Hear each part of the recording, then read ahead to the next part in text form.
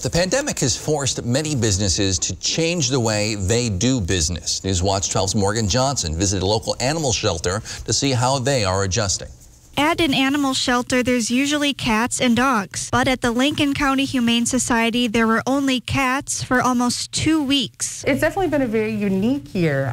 For the first time ever, we actually ran out of adoptable dogs. So far this year, the shelter had 137 dogs and over 500 cats adopted. And the dogs aren't the only thing that's different to the shelter this year. Manager Liz Friedenfels saw the shelter getting less animals in general at the beginning of the year. When the first lockdowns began with COVID, we had hardly any animals coming in at all. So we weren't sure if people thought that we weren't available for animals to come in or people were just out and about less. But now things are evening out with adoptions being up.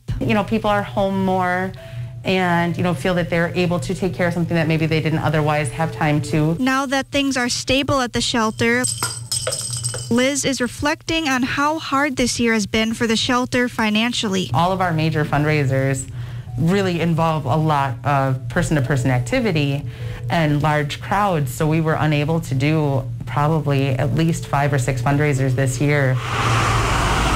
To make up for the lost revenue, the shelter had an online auction which generated thousands. And the shelter has a unique opportunity for people. If you want to adopt but can't, you can always sign up to volunteer and spend a few hours with these little guys. Liz says the charitable act benefits both participants. It helps them to get used to more people. It distracts them so they're not as depressed when they're in the kennels.